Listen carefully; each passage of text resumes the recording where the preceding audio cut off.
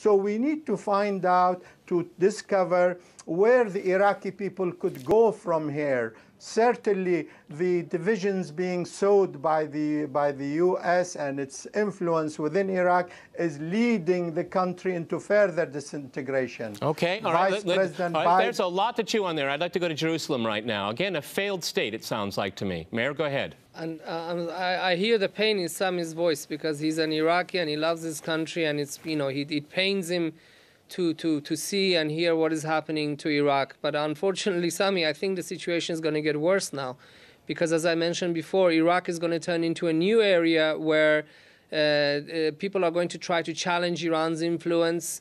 And the only way they're going to do that is to bring more instability there.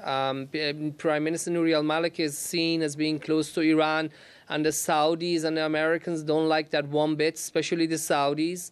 And this is one of the reasons why we see instability in Sunni areas. And what really worries me is a recent call by Al-Qaeda to force Iraqi Sunnis to rise up. And this is, of course, the last thing we can hope for those of us who want stability in Iraq. But just one more point I'd like to add, Sami. You know, I'm also an Iranian. I'm Iranian and Israeli, not the most two popular countries in the Middle East right now. But in terms of and the Iranian history, one thing I have to say is that, you know, what the West did in Iran, the toppling of Mossadegh, and the history of the West, what it did to Iran, I blame the West for many things, but I also think that we, the people of the Middle East, have to look at ourselves also to see where we can bring reform, where we can bring change, and where we can stop outside powers basically taking advantage from us for their own goals. Okay, but Pepe, it seems to me there is a great difficulty for the people of the Middle East to assert themselves. Remember, this region was colonized after World War I. I know I don't want to go back too much into history, but this is a reality, that we have regimes that were installed following World War I, and the United States after World War II took over from the old colonial powers, and they created within these societies fairly powerful political forces that show their allegiance to the former colonial powers and to U.S. imperialism. And the intervention of U.S.-led forces in these societies is the main factor, in my opinion, for destabilization. Okay, Pepe, let me go back to Pepe here. Let's go back to Pepe, because I think it is too much external intervention. That's the problem, not reform. We are paying the price of what happened 100 years ago, which was the betrayal of the great Arab nation that would emerge after the end of the First World War. And then France and Britain, the colonial powers at the time, they divided the Middle East between them, basically. And we are also, at the same time, paying the price of the CIA-facilitated coup against Mossadegh in Iran in 1953.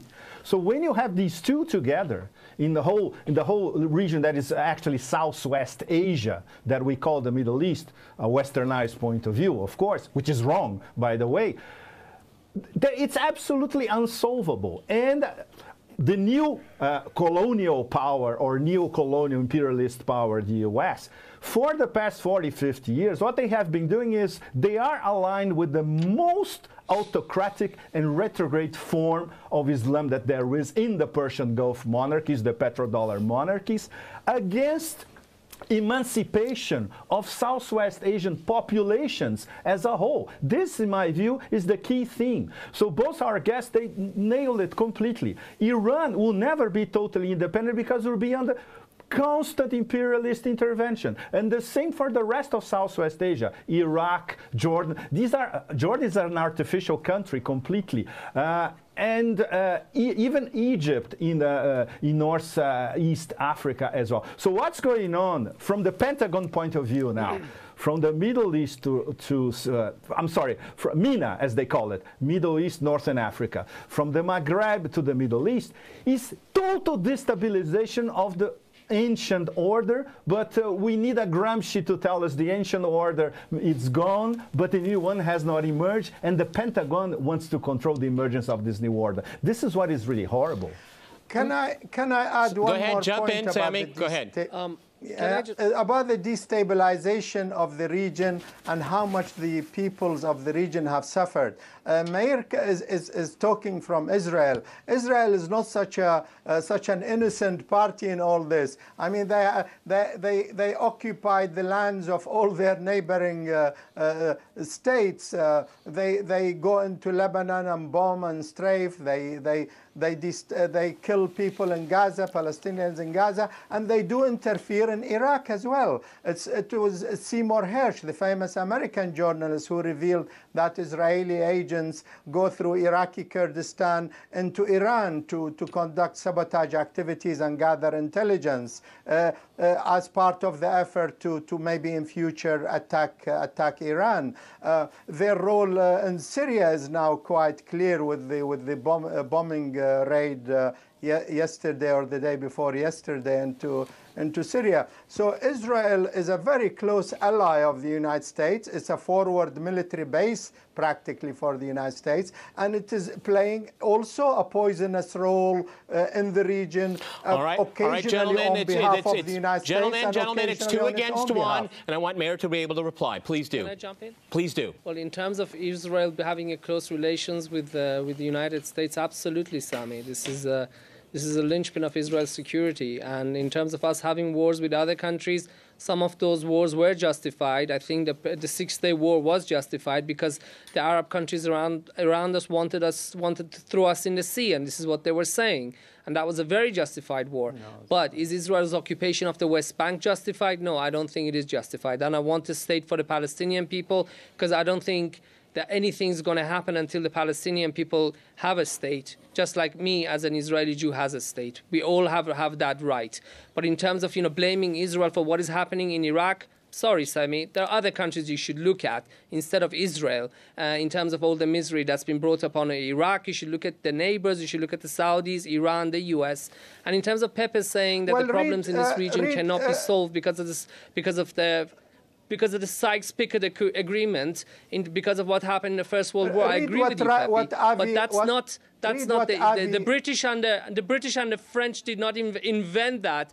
The Russians also for many years were attacking Iran in the early 19th century. The Turkmenchai and the Golestan Treaty, which were imposed against Iran, and that was totally forced upon Iran because of Russia's imperialist ambitions. And the fact that it was playing a great power game is nothing new. The Russians were doing it before. The British and the French did it afterwards, which brings me back to my original point to Sami. Who's doing it today, though? Also have a Who's doing it today? Pepe, who's doing it today? Interests. That's my point. Who's doing it today? Who's determining who rules where? The United States and its allies. Go ahead, Pepe. Absolutely. And the allies, like once again, the 7th century medievalist House of Saud, which, by the way, I assume you have read the latest recommendation by Bruce Riddle to President Obama. Stay close to King Abdullah, otherwise there's going to be a lot of instability in the Persian Gulf. But this is the heart of the whole matter. Dump the House of Saud, and 70% of the problems in Southwest Asia will be solved. Okay, Meir, I'm going to give you the last word on the program. 20 seconds, Meir, go ahead. Fair time.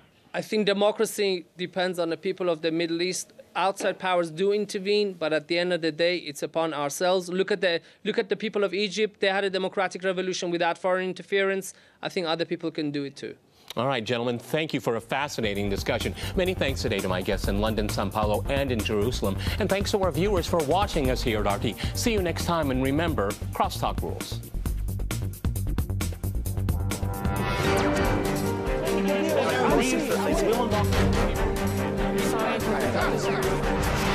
I love you.